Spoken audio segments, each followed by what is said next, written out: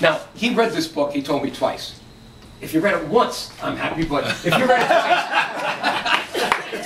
Well, tell the story in the beginning. The beginning. I'll end with that story because the chapter I wrote, the preface is, you'll enjoy it, is Joey the Waiter Goes to Washington. I worked my way through college. When we moved to Westchester County in 1957, my old man was tough. I was 17, and he said, hey, you got to get a job or you're coming back to the store in the Bronx. Thank God I had a younger brother. He took my place. I walk around the corner, and there's a very wealthy Jewish country club, Elmwood Country Club. In those days, all the moguls that were in the dress business, the garment industry were there. So I started as a bar boy, and I did my job. They made me a bus boy, and by the end of the summer, I was a waiter. 4 years, I worked with those wonderful people, and 20 years later, I'm shaking their hands at Scarsdale train station, and they're beginning to recognize me. They say, wait a minute, wait a minute. Now, you can imagine how many liberals are down there. I have no problem with them. And you know, I'm the kind that likes to shake everybody's hand. Otherwise, I never would have won that district with 3 registered Democrats to a Republican. I had the southern part of Westchester County. So many times, they would come up, somebody would come up to me and say, wait a minute, I know you from someplace. I said, well, what are you? Well, I'm a CPA. Well, hey, maybe we had a client together. No.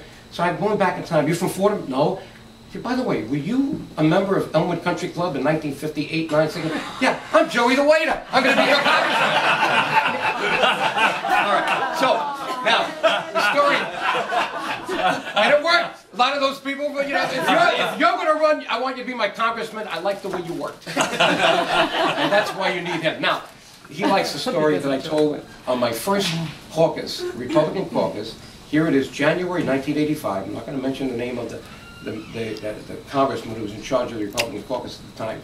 And here they're talking about now, don't forget, under Ronald Reagan, we had a $200 billion deficit in 1 year. So this is not just the problem that started today, okay? It's much, much worse today, with trillions of dollars each year. But in those days, it was the same thing. The Republicans would meet separately from the Democrats. And then I'm hearing them talk, and here I am, a naive CPA, coming down, trying to figure out how do we now do the right thing. And I'm hearing how we're going to trick the Democrats by changing the process and not recording this, not recording that. So I get up. Now, you're not supposed to talk as a new freshman in Congress. But I got up, and I started talking about what I thought was my experience from Arthur Anderson and how we had to set the book straight. And this esteemed congressman gets up and makes some kind of derogatory comment like, hey Joe, you're in Congress now, put away your green eye shades. At which point, thank God I was born in the Bronx, I was quick.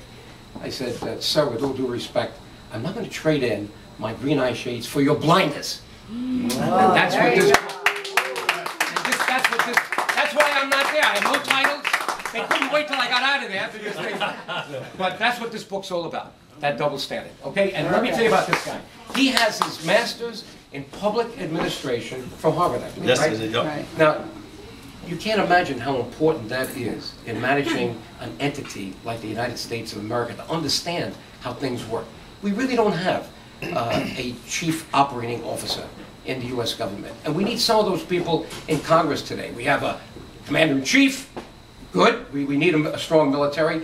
But how do you manage an entity that spends almost $4 trillion a year on the books? And if you look about off the books, it's much more than that.